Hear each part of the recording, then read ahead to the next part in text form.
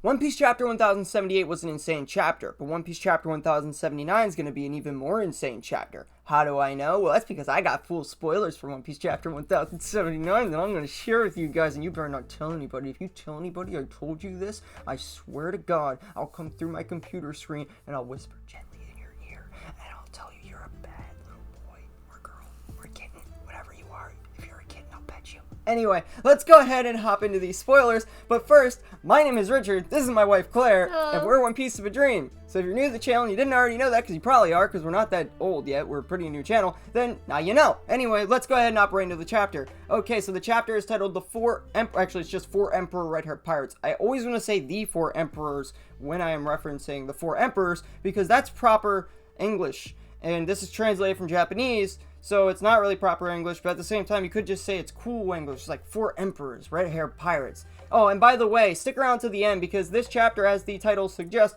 we're getting back to the Eustace Kid and Shanks fight, and one of them is going to get exterminated. Which one? You gotta stick around and find out. And if you do already know, don't you dare say so in the comments and tell everybody about it, because if you tell everybody about it before I get to it, that's not very nice. Only I get to spoil them. You don't spoil them. That's not cool.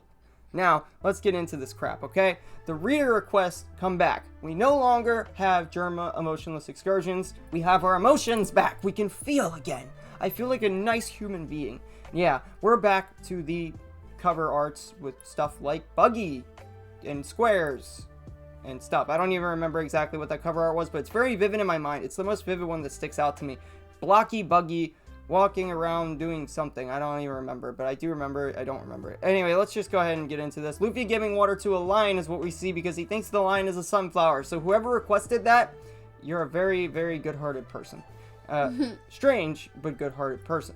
Now, the chapter begins with a flashback about York, and this took place a few hours ago, and York realized that the world government betrayed her, and she basically came up with a contingency plan. Who thought that was gonna happen? Me? I said that last chapter. I said it. Ding, ding, ding, ding. Anyway. Who'd have thunk it?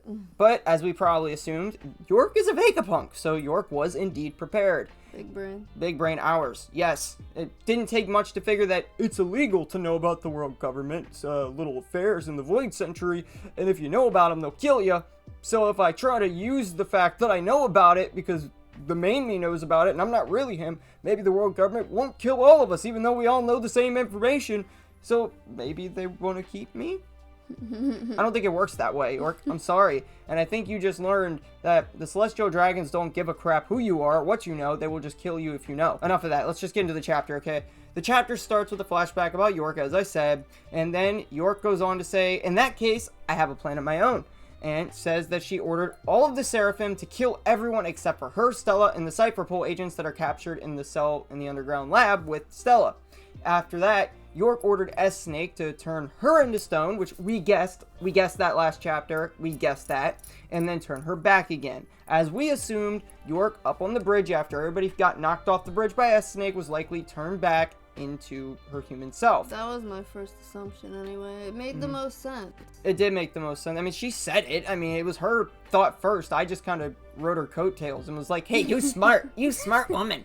Anyway, once she gets turned back, it seems that York also gave some other order to S-Snake as well. I may be giving it the wrong order. The orders were probably given all at once, but she did order S-Snake to do something else, and we can't see what that is in this chapter, but We'll it's probably hear about it later. Yeah, it's probably safe to assume that S-Snake is probably on her way after crushing Pythagoras, turning Lilith and Usopp to stone, and Frankie mostly to stone, probably currently gangster walking her way to go do this order. Because she walked off like, oh yeah, I just took all you wimps out, you suck. Then the flashback ends and we see S-Snake flying off somewhere in the present time.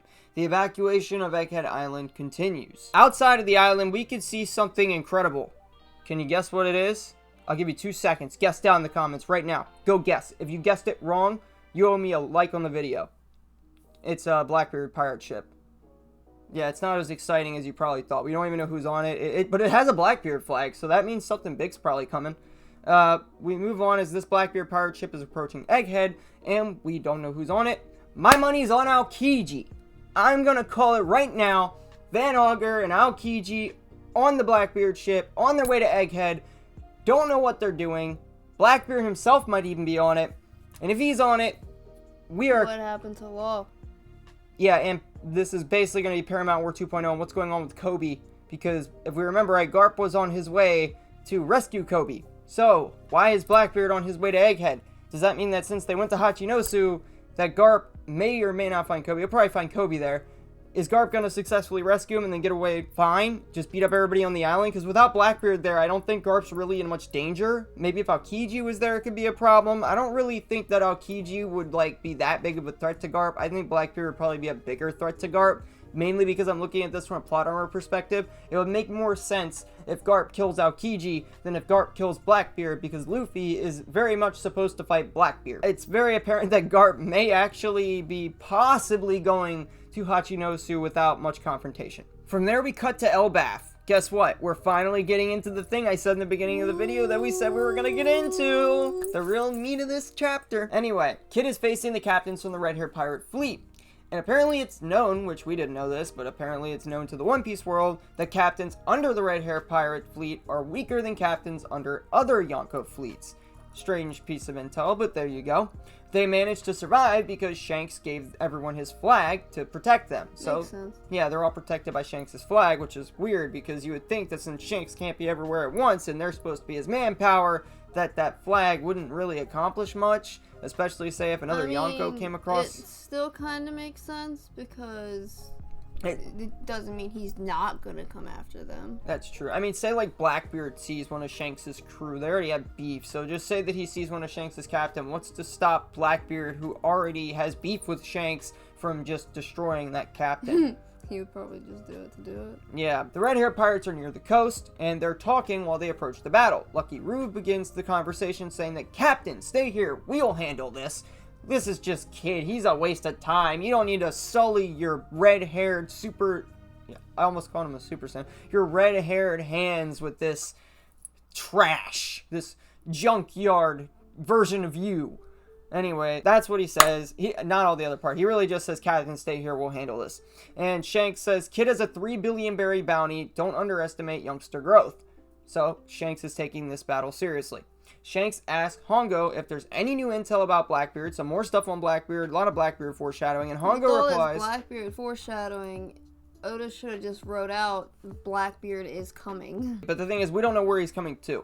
He's either going to go Well, he's coming. Yeah, Wherever he's coming from or going to, he's gonna be here soon. Let's just say this, Blackbeard usually shows up where the most action is, so I'm assuming it's going to be Egghead. I think Blackbeard's probably on that ship, and God help Law. That's all I can say. I think we had foreshadowing to this. I put in another video why I thought that, and I don't want to talk about it. we're not going to get... There's cover story art that kind of suggests that Blackbeard may end up getting the Appi Appi no Mi. I'll actually show the image now.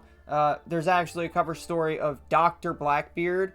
I'll show the cover stories. I don't remember exactly which chapter, so I'll have to go back and get them. But there's actually, it's Ace's cover story, because Ace kicks Dr. Blackbeard, and then Dr. Blackbeard, which, by the way, he has 3 crosses on him, so take that what you will. But Dr. Blackbeard then kicks Ace into the water, and then Ace has to get fished out. Well, if we remember right, Blackbeard did end up killing Ace, and this really just seems like a foreshadowing to Blackbeard not only killing Ace, but maybe also getting the Appi Appi no Mi. We're going to get into the next part here, because Hongo replies to Shanks saying that they only know that Blackbeard left Hachinosu, Pirate Island, but they don't know anything else. So he's either got 3 options here. Back to Hachinosu after the Law fight if he does manage to win that fight to fight Garp. Going to Egghead Island if he wins that fight to go and do whatever he wants to do on Egghead. Probably kidnap Vegapunk if I had to guess, because why wouldn't you? Everybody wants either to kill or kidnap Vegapunk. Or 3, he could be on his way to go do battle with the Shankster. I think we're most likely going to see that Blackbeard is heading to Egghead Island as we speak, and Garp will probably save Kobe successfully behind the scenes. I think that we're building up to almost like a secondary Ohara mixed with the Paramount War, so I feel like we have to have Blackbeard there. Yeah, I feel like Blackbeard has to be there. Well, yeah, obviously. I don't feel like this could actually be a Paramount War redo, but better, if we don't even have Blackbeard. He was one of the main antagonists of the arc. Well, one of them, him and Sakazuki, and Ace was his own antagonist at one point in that arc. He's the reason he's dead. If we recall, he died to a yo daddy joke. That's kind of his own fault. Sakazuki it's wouldn't. True. Yeah. It's sad, but it's true. Yeah, Sakazuki would not have killed Ace had Ace not Just been. ignored him. Yeah, had he just ignored him and not been a giant baby. Moving on though, Shanks says that he thought Blackbeard would have appeared at Wanakuni, but he didn't show up, either to get the road poneglyph or maybe the Pluton, something like that. And then Shanks asks Yasopp if the Kid Pirate's wounds have healed from the Wanakuni battles before they start their battle. And then Yasopp responds and said, "Yep, they seem perfectly healthy, Captain." How considerate. Very considerate. Kid constructs an enormous rail gun while Shanks arrives to the shore. Then Kid shoots the rail gun. Kid says, "Take this, you damn punk!" And Kid destroys all of the Red Hair Pirate Fleet ships and defeats all of the captains with this attack. But actually, that's not what happened. Kid's attack was actually just future sighted by Shanks. He used his Kenbonshoku Haki and was able to see that this attack was going to take place if he didn't do something. Beckman goes on to have a conversation with Shanks. Beckman says to Shanks, "You seem to see quite a future there, right?" And Shanks gets angry and serious now, knowing how much damage that Kid will cause if he lets Kid's attack go through. So, knowing this, Shanks decides to jump ahead on his own towards the Kid Pirate's ship and attacks them with a massive Kamusari, Divine Departure. In an epic double page, we see Shanks using the same attack that Gold D. Roger, sorry, I always want to say Gold Roger. It's like I've listened to the propaganda from the world government too much. But we see the same attack that Gold D. Roger used against Kazuki Odin in the past. That's right. Shanks fights with the same abilities as Roger, it seems. Kid is now unconscious, and Killer, who tried to help protect Kid from the attack, is unable to move and coughing up blood.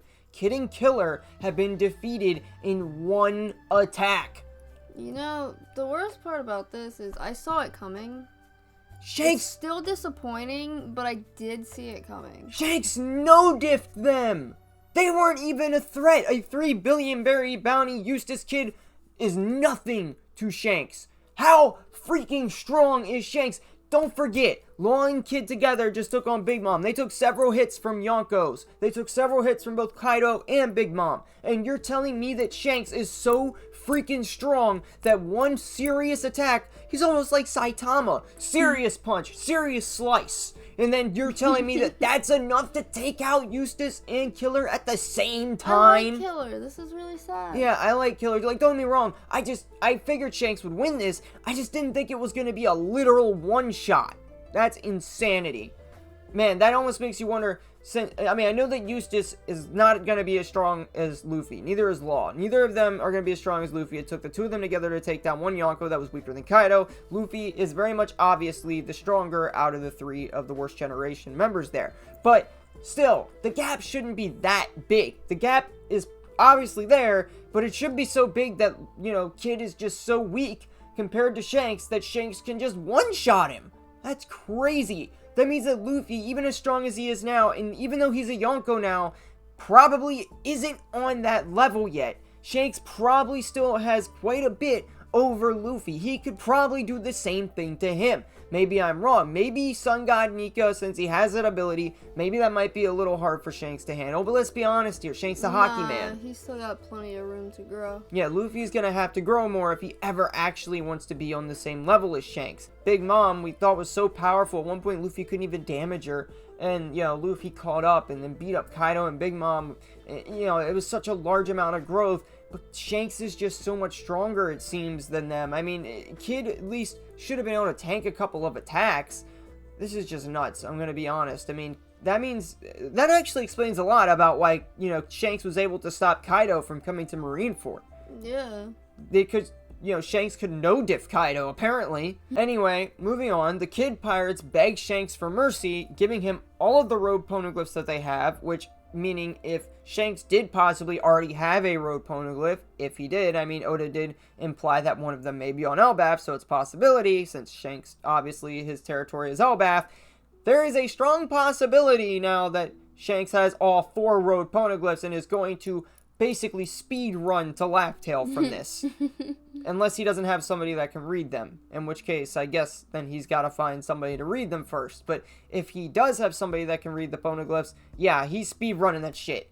Anyway, as I said, the kid pirates beg Shanks for mercy. They give him all the road poneglyphs they have, and Shanks does not say anything and jumps away from the kid pirate ship. In the coast, Dorry and Broggy have something to say. Dorry and Broggy say, "Hey, little humans, if you turn your gun towards other people's homeland, be prepared to meet the same fate." Hakoku, warrior nation. Dorry and Broggy use the same attack that we saw in Little Garden and destroy Vegapunk entirely, the Kid Pirate ship. It's obliterated. Kid and his entire crew drown in the sea. Narrator, the 3 billion berry bounty Eustace Kid and his entire crew are completely annihilated. They're done. They're dead. They're out. That's what we're being implied right now. All of the buildup that Kid had, working his way up to get where he is, this is the end of the road. He had a lot of progress in Wano. Yeah, I mean... just for this. Yeah, don't get me wrong. Not a lot of people really cared for Kid. I mean, I didn't hate him, but he wasn't, like, my favorite. I mean, he did have a cool-looking devil fruit. You know, the actual fruit itself looked cool. Yeah, but, it does. Yeah, but it's got nothing to do with it. I mean, Kid really just... He wasn't... Oda was having a really hard time making people like him. I didn't hate him. He was okay. Like, he wasn't, like, my least favorite character. But now that he's actually... like, apparently dead, it kind of feels a little bit worse than I thought it would. You know, I kind of actually don't like this development that he literally died. Grew on you like a big zit. I don't think that he grew on me per se. I think it's like you didn't know what you had until it was gone situation. Because I kind of see this and just think, man, why did we have all of that development with Kid just so he could die in a one-shot attack from Shanks? I don't even know how to describe this feeling. Yeah, I figured that Shanks might just take him prisoner or something. You know, I figured Shanks would win this fight, but I didn't think Shanks and everybody... drown him. Yeah, would just completely kill them. Because don't forget, Kid's unconscious already and he can't swim. The odds of Kid getting out of this are not the greatest. Odds are Dorry and Broggy just knocked everyone unconscious and severely wounded all of them. They are drowning. They are done. And the narrator saying that they're annihilated means the Kid Pirates are probably annihilated. Dollar Store Shanks lost to the name brand Shanks. End of story. End of discussion. This does not bode well for Law at all.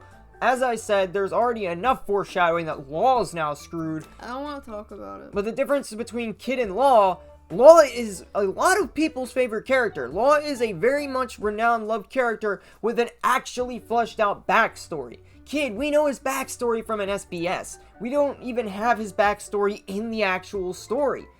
And the backstory is a little funky, but that doesn't really matter. We're not getting into Kid's backstory. The point is, Kid wasn't as fleshed out in the story as Law, and if Law is now dead to Blackbeard, and Blackbeard's third fruit will be the Appi Appi no Mi, which is going to be very weird to watch him use. Just think about it, Blackbeard going, Shambus! That'd be super weird, because Blackbeard flicking a rock and then his big giant body just teleport. I mean, then again, he doesn't even need that. Van Augur can just teleport him for him. I mean, I don't know. I'm not going to get into that. It's a very weird thought, though. I can't see anybody but Law using Law's fruit. Yeah, so, it's strange, isn't it? It's very strange. I just really don't know how to feel here. Let me know what you guys think down in the comments, because I'm like emotionally torn here. Germa gave me back my emotions, and now I just don't know how to feel. I cannot tell you what I am feeling. I am feeling like, you know, it's great. I'm so glad we get to see what Shanks is actually capable of. I'm so glad we get to see him, you know, do something. I mean, we've never seen him really fight before, and now we actually get to see him fight, and it's a one-shot attack. It's one-shotting an entire pirate crew. Not even just Kid. An entire crew. A arguably Yonko level crew. Arguably, or at least close to Yonko level. And Shanks just no-diffs them. That's just insane. And it makes me wonder, if Shanks is racing to Laughtail right now, Is Shanks possibly going to be Luffy's final fight on Laugh Tale? Is Shanks going to end up, like, revealing maybe that he used Luffy to get there? Because this is really strange. And I don't know, I wonder how Luffy's going to react to this. I don't know, I feel like Luffy and Shanks are going to fight on Laugh Tale, but I don't think it's going to be something like that. You don't think it's going to be an actually serious fight? You think it's going to be like, we'll just fight to see who Like gets it? how Whitebeard and Roger fought. That could make sense. I don't think it's going to be anything like, Luffy, I tricked you. But the only other thing about this that bothers me is, like, Blackbeard is still an issue.